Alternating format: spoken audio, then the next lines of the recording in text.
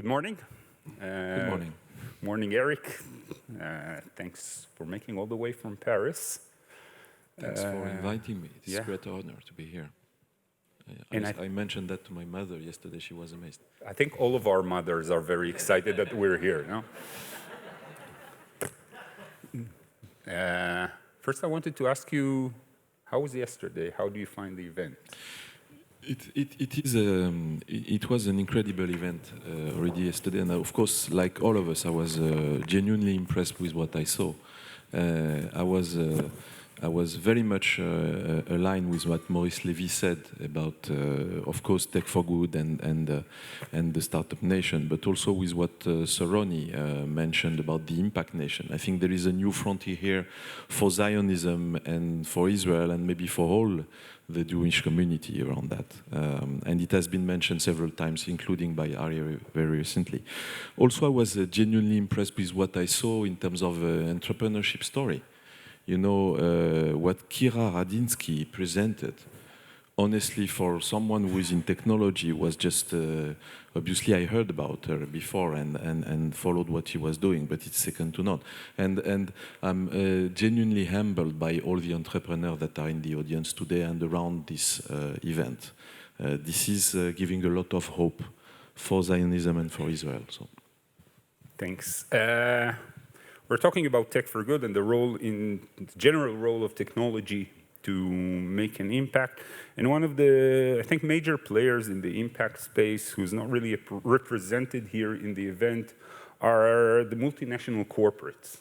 Now, your role in McKinsey gives you a pretty wide perspective on the market, and I wanted to ask you, how do you see their role? What are they in for? Is it the big money? Is it marketing? Is it regulation? So as you mentioned, we work mostly with large multinational companies. And so the funny thing to a certain extent is that you can have now a discussion with CEOs of large companies that you could have had 30 years ago with trade union leaders. They are all about, you know, how to improve social responsibility, environment, and so on. And so the key question that is a bit everywhere is that, is it only, you know, because they are pressured? So to a certain extent, you know, of course, and it's visible here, the financial community is putting pressure on all multinationals to be better.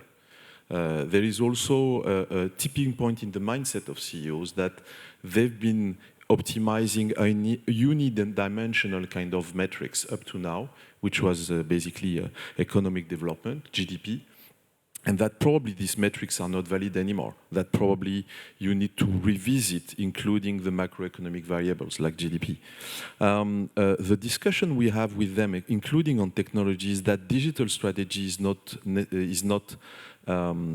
sufficient anymore. You should go through what we call technology social responsibility. It means putting basically social responsibility at the heart of your technology strategy. And what we found is that when you do that, actually, you can really both improve your economic performances, and that was mentioned several times, your economic performances and your impact on the world. So that's the discussion we have. This is obviously new metrics, pressure from the financial community, but also a tipping point, as I was saying, in the mindset of CEOs. There is also something which is maybe a bit less rosy. I mean, it's not a secret that we are in a difficult situation in the world right now. There is an energy crisis, there is inflation, and this is putting a lot of pressure on ESG goals. I mean, the important raise of the energy pricing is and the bipolarization of the consumer market is putting a lot of pressure on the lower social class.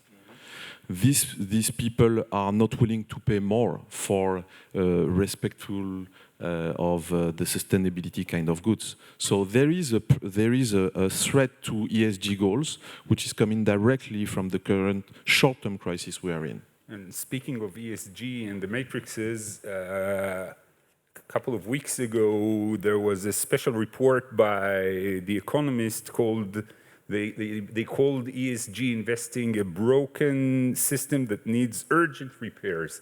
and they mainly refer to the matrices and the reporting. And I wanted to ask, how do you view this? So one of the idea that they were pushing is that with EIG, we are kind of scattering our efforts, and that the whole system of metrics that we're trying to follow is a bit too complex, and that we should, in a way, focus only on emission, for example. This is a discussion, but the reality is that, and I think that's Soroni that mentioned it several times, the reality is that the whole system of metrics is evolving. And that it's evolving very, very fast. And it's evolving also thanks to technology. We're now more and more able to trace the performances of business. I am having discussion with private equity funds on what should be the system of metrics they should put not only on their green investment, but on all their portfolio. So I'm very confident that, yes, this is a bit art and science for now, but it will become science very soon. Yeah, it's interesting. Turning to a whole different topic, you, along with Maurice, are highly involved in the other Tech for Good, the less known Tech for Good, the event taking place annually at the Élysée in Paris with the French president and the tech leaders of the world. I wonder if you can share. Maybe the audience don't know your Tech for Good, but I wonder if you can share a little bit about what you do around Tech for Good and about how do you see the commitment of the tech giants to the impact space, as demonstrated there. So maybe a few anecdotal elements, and then we get to the heart of this. So first, it all began with Vivatech, which is the big event that Maurice has created in Paris. And then the day before, the French president and Maurice had the idea to create a Tech for Good summit where the French president has invited over the years, since 2018, 100 CEOs from all over the world, mainly from tech, but also from non-tech. Maybe dropping a few names here, like Mark Zuckerberg, Satya Nadella, Ginny Rometty from IBM, Christian Klein from SAP, but of course also Jean-Paul Agon from L'Oréal, at the time Isabelle Cocha from Engie, and so on and so on. So, just to make it concrete, you can imagine at the Élysée Palace, 100 CEOs really working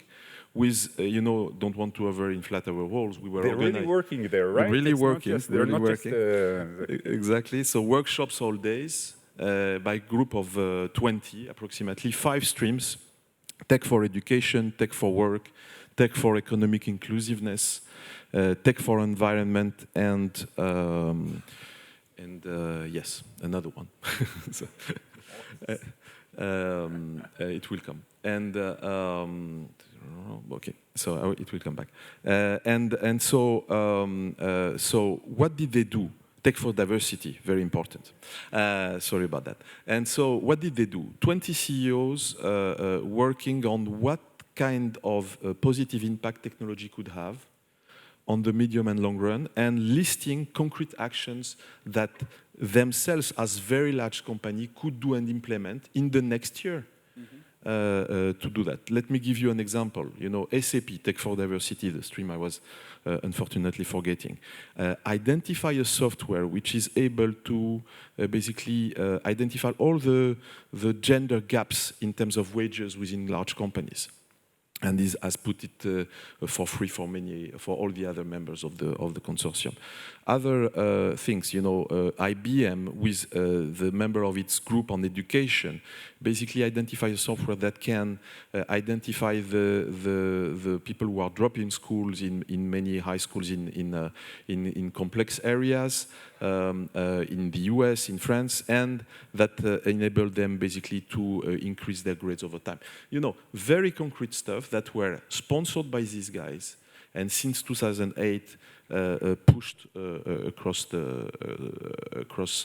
time and across impact. So all this initiative is still valid, a bit slowed down by the COVID. We did Zoom instead of big meetings, but very rewarding for us. We were only the organizer and the content partner, to be fair. I really recommend everybody to download, because they do serious work and they actually publish reports on their progress and how they use those tech giants are using technology to address those 5 verticals. And it's a very interesting report. we will not take the time seriously, right? No, the report is available on the website of the French presidency, and we also issued a report on Tech for Good, with McKinsey. And you recently, and we're talking here about tech and looking into the future, you recently wrote a very interesting report about metaverse. It's called Value Creation in the Metaverse. You can find this one at McKinsey website. And I wanted to ask, this is a whole topic, but I wanted to ask, how do you see metaverse or impact or tech for good within the metaverse ecosystem? So the report we wrote was a bit to differentiate hype from reality. I mean, there is a lot of talk about metaverse. I read some report from a very well-known bank saying that it will be $13 trillion in 2030 in terms of potential revenue.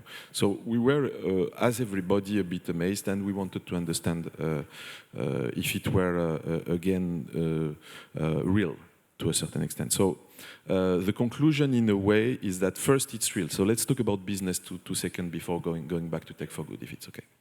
So, yes, it's real. So we looked at the investment at first, and just the first semester of 2022, $120 billion investment. So maybe it doesn't ring a bell, but it is 3 times what was invested in AI in 2016, which is approximately the same level of maturity. So at the time, so it's massive. So and it's mainly, of course, tech company, but also corporate. For now, this is essentially a marketing platform on multiple fronts, and the question was a bit, how will it take off? So there are multiple questions, essentially technology questions. Maybe we will not all wear, glasses, AR glasses in the short future. Probably it will go through something which is much easier to interact with. So there are some technology questions behind that, but also some environmental questions, as all Tech for Good discussion. So there is a takeoff which will come mainly from this metaverse becoming a shopping market, and that will lead probably to our estimate, which is $5 trillion in 2030. This being said, if we put business on the side, the question is, how can it help for good?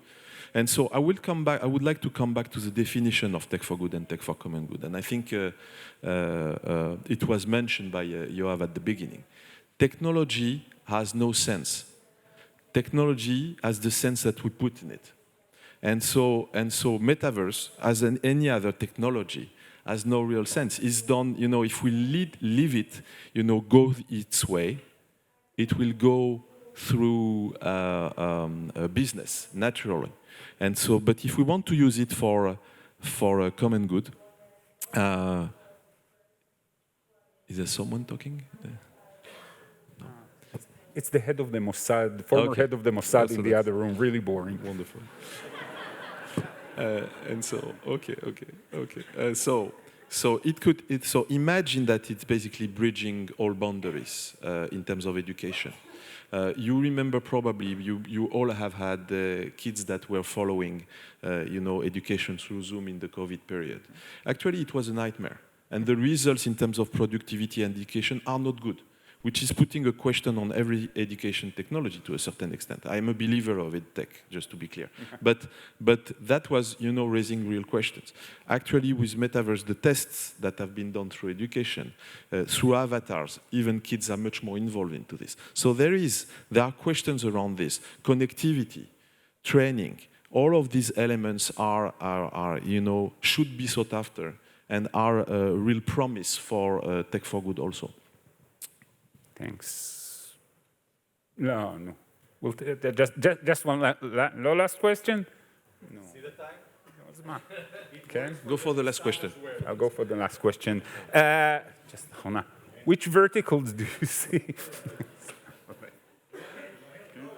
Which verticals? I want to ask the audience. Which verticals do you see in terms of Tech for Good is a huge umbrella, and which verticals do you see are the ones that technology can really make a difference, and how is it relevant to Israeli startups? Because I'll be quick because I saw the the hint here. But the reality is the following. So first, we spoke at the beginning about Impact Nation.